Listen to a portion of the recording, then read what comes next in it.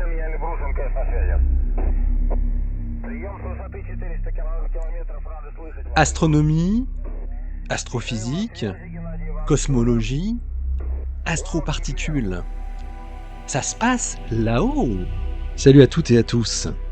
Vous en avez certainement entendu parler cette semaine, vu le buzz médiatique que produit toujours la détection d'impulsions radio jamais vues auparavant en provenance de notre galaxie, avec son lot de qualificatifs pour le moins sensationnalistes. Ouais, on va donc expliquer de quoi il s'agit, et non, ce ne sont pas des appels désespérés des amis de Jean-Pierre à grands yeux noirs et grosses têtes chauves. L'étude est parue dans Nature Astronomy. Alors depuis quelques années, plusieurs observations ont révélé des bouffées rares et jusqu'alors inconnues d'ondes radio d'une durée allant de quelques millisecondes à quelques minutes. On ne parle pas ici des FRB qui sont autre chose. Et ici avec une périodicité de quelques minutes à 1 heure. Ces signaux radio transitoires proviennent de sources qui sont situées dans la Voie lactée, typiques de processus d'émission cohérentes dans un plasma astrophysique. On suppose généralement qu'ils sont produits dans les environnements extrêmes et hautement magnétisés entourant les naines blanches ou les étoiles à neutrons. Mais l'origine astrophysique de ces signaux reste controversée, et plusieurs modèles de progéniteurs pourraient être nécessaires pour expliquer leurs diverses propriétés. Iris de Ruyter et ses collaborateurs ont donc découvert l'origine d'une de ces sources radio transitoires, qui est nommée ILT J1101 plus 5521. Ces impulsions ont une durée d'environ 1 minute et nous arrivent avec une périodicité de 125,5 minutes, à peu près 2 heures. ILT J1101 plus 5521 a été découvert lors d'une recherche de transitoire sur le ciel entier du réseau à basse fréquence LOFAR, dans le relevé LOFAR 2 Meter Sky Survey, qu'on appelle LOTS, afin de détecter des transitoires radio sur des échelles de temps allant de quelques secondes à quelques heures. Une seule impulsion radio brillante de ILT-J1101 plus 5521 avait été détectée par LOFAR dans les données du 8 février 2015, à l'aide d'images instantanées de 8 secondes. Eh bien, De Ruyter et ses collaborateurs ont détecté 6 impulsions supplémentaires dans d'autres données d'archives de LOFAR. Et ça leur a permis de mieux localiser la source de cette émission radio, à une ascension droite de 11 heures, 1 minute 50,5 secondes, et une déclinaison de 55 degrés, 21 minutes, 19,6 secondes. Je vous passe les incertitudes. Et donc, ce qui donne en coordonnées galactiques 150,45 degrés et 55,52 degrés. On a donc désormais 7 impulsions radio d'une durée comprise entre 30 secondes et 90 secondes, avec des densités de flux maximales allant de 41, plus ou moins 6, à 256, plus ou moins 10, millijansky, dans 5 observations de 8 heures couvrant la période entre 2015 et 2020. Une nouvelle campagne de surveillance de LOFAR de 16 heures, qui a été menée fin 2023, n'a en revanche donné lieu à aucune détection supplémentaire, ce qui est une information intéressante aussi. De Ruyter et ses collaborateurs utilisent les temps d'arrivée des impulsions pour déterminer une solution de synchronisation connectés en phase, et ils trouvent une période de 125,52 plus ou moins 0,00002 minutes. De plus, ils obtiennent également une limite supérieure sur la dérivée de la période, qui fait 1,711 10 puissance moins 11 secondes par seconde. Les impulsions ont un cycle d'activité de 2%, et l'intermittence des impulsions combinée aux non-détections dans les observations de 2023 indique que la source est intrinsèquement de nature très variable. Les radioastronomes détectent en effet une impulsion dans 7 des 26 périodes observées. Il est notable que les impulsions sont visibles sur toute la gamme observée de fréquences radio, entre 120 et 168 MHz. Pour l'impulsion la plus brillante de l'échantillon, l'indice spectral de l'impulsion est extraordinairement raide, et les chercheurs déterminent l'indice spectral, qu'on appelle alpha, qui vaut moins 4,1, où on a une densité de flux S nu qui varie comme nu puissance alpha.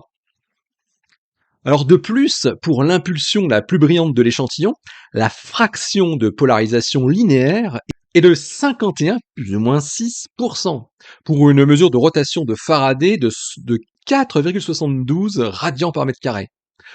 Aucune émission polarisée circulairement n'est détectée dans les impulsions, avec une limite supérieure de 1,6% de la fraction de polarisation circulaire, pour l'impulsion la plus brillante. Alors les archives de l'expérience V-Light du Very Large Array, un autre radiotélescope, ont également été consultées par les chercheurs pour les impulsions de ILT J1101 plus 5521, maintenant qu'on connaissait bien sa localisation. Mais aucune impulsion supplémentaire n'y a été trouvée. En outre, des observations simultanées du télescope à rayon X Swift ont été réalisées pendant les observations de l'OFAR en 2023, ce qui a permis d'établir une limite supérieure de la luminosité en rayon X.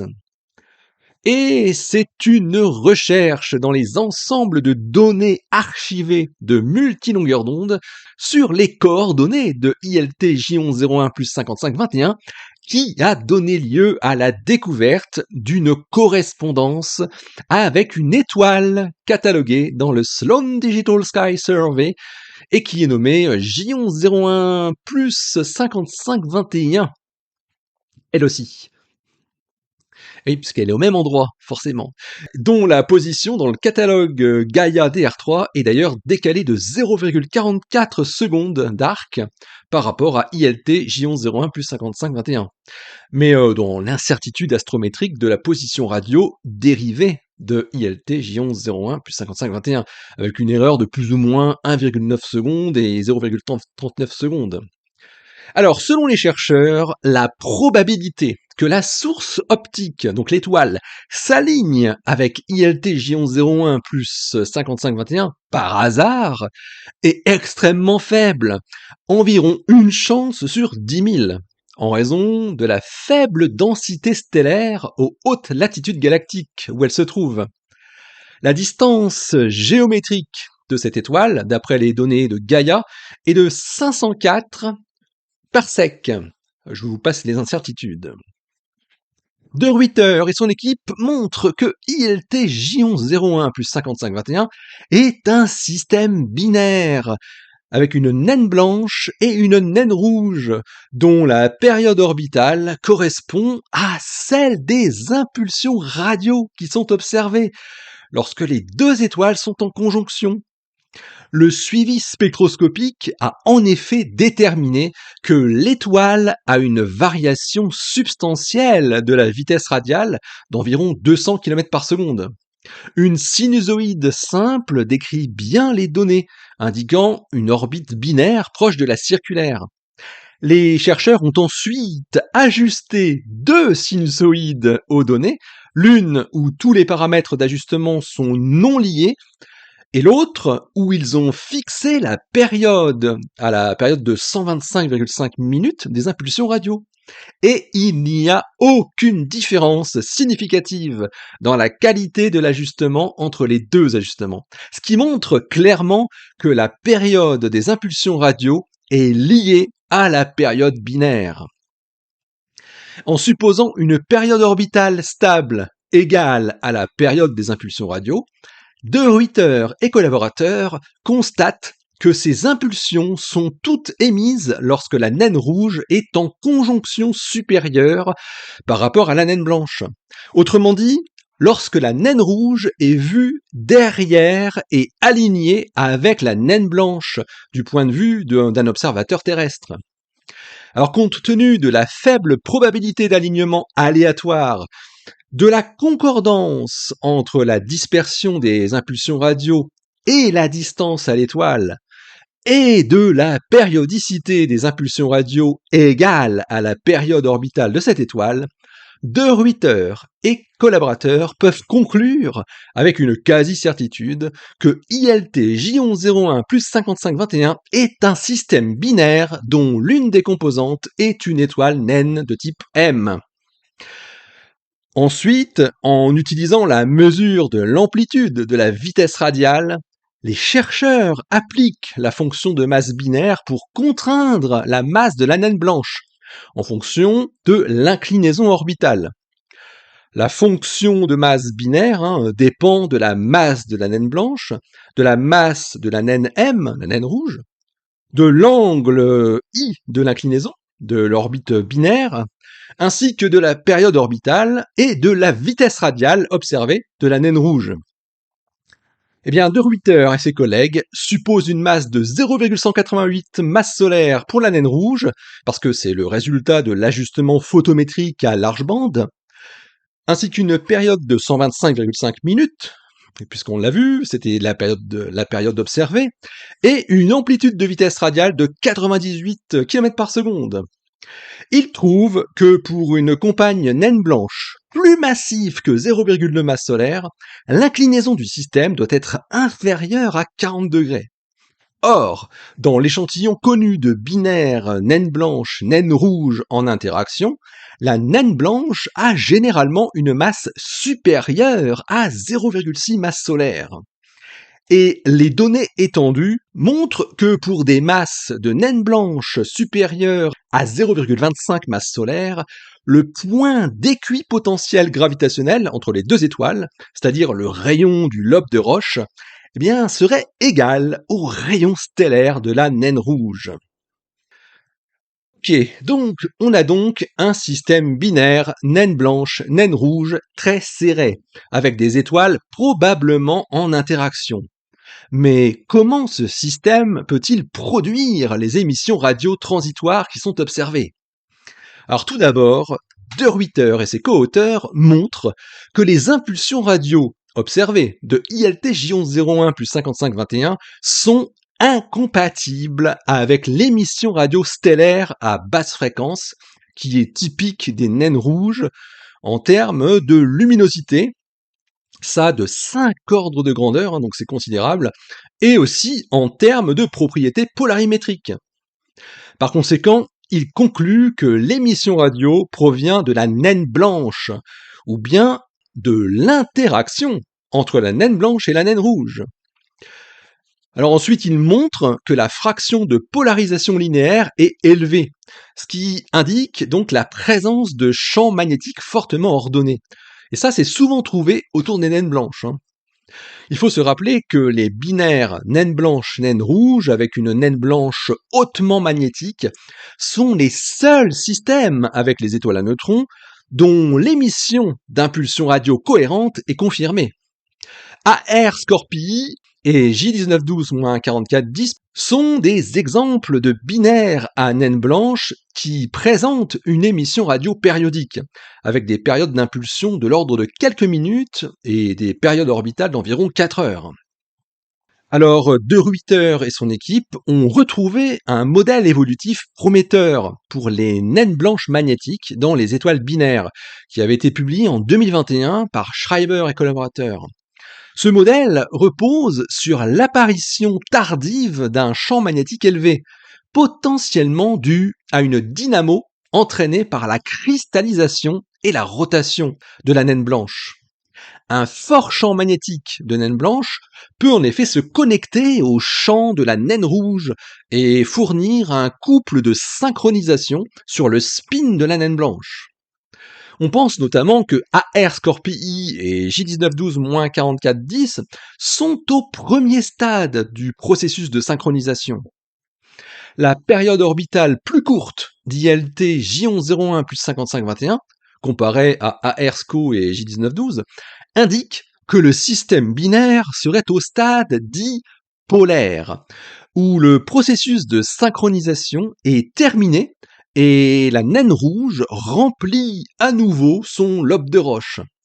Cela implique que pour ILT J1101 plus 5521, la période de spin de la naine blanche s'est synchronisée avec la période orbitale.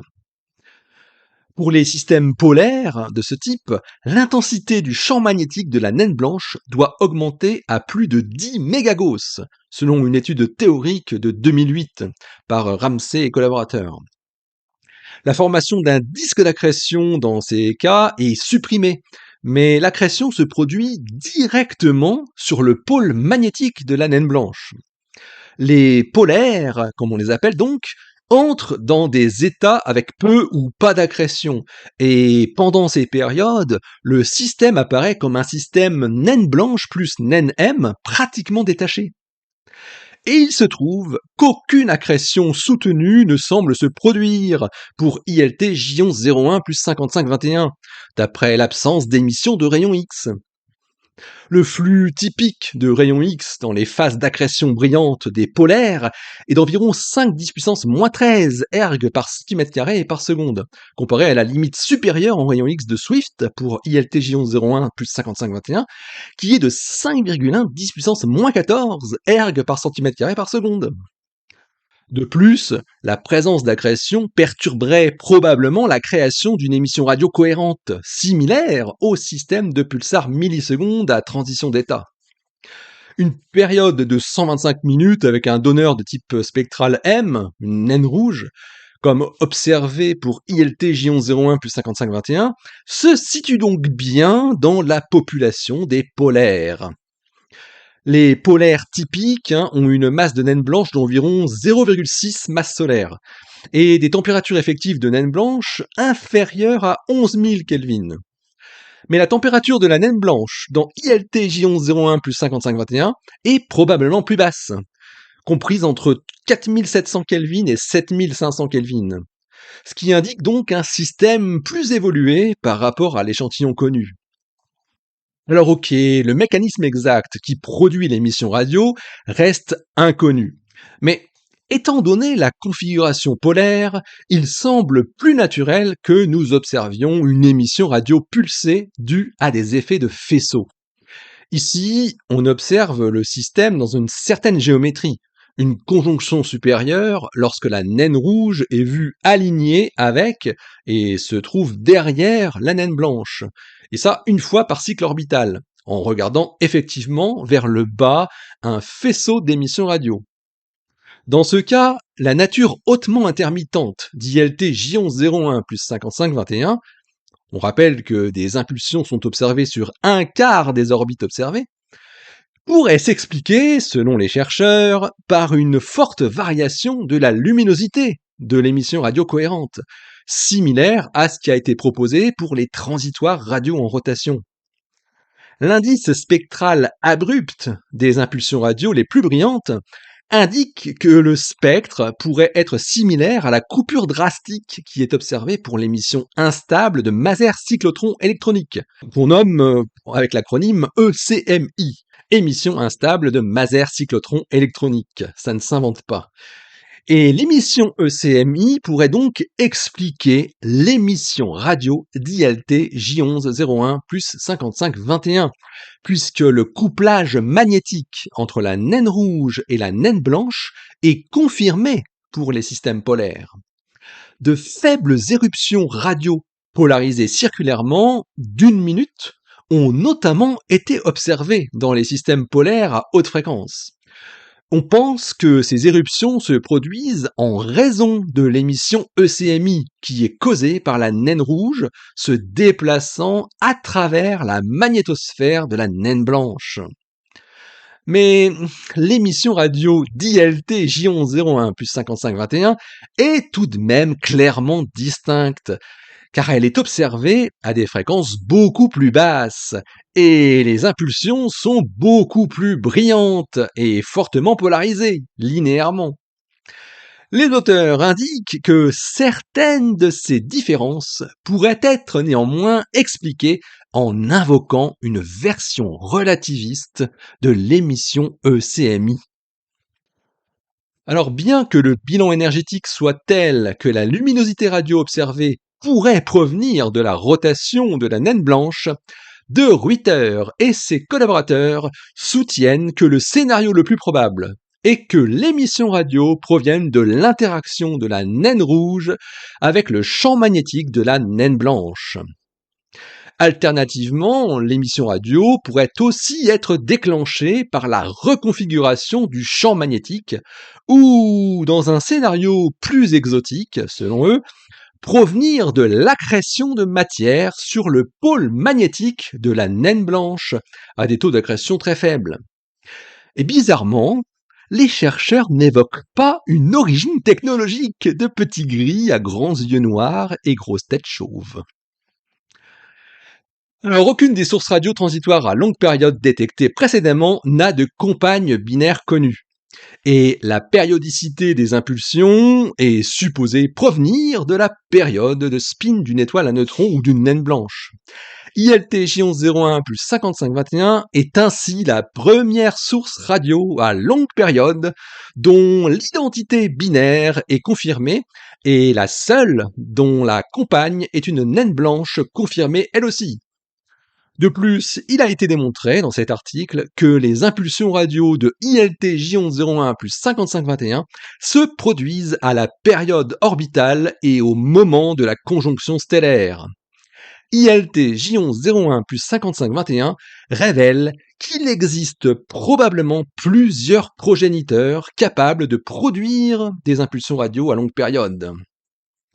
Alors, ce qui est sympa, c'est la latitude galactique élevée de ILT J1101 plus 5521. Elle va faciliter son étude par des observations à multilongueur d'onde.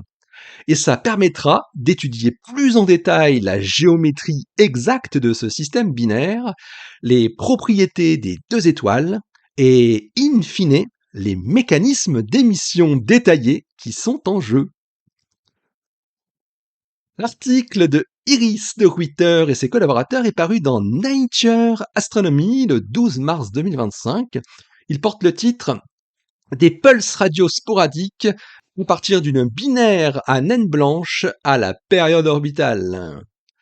Allez, d'ici la prochaine, portez-vous bien, restez bien les yeux vers le ciel et restez bien les pieds sur terre à la recherche des petits gris à grands yeux noirs et grosses têtes chauves.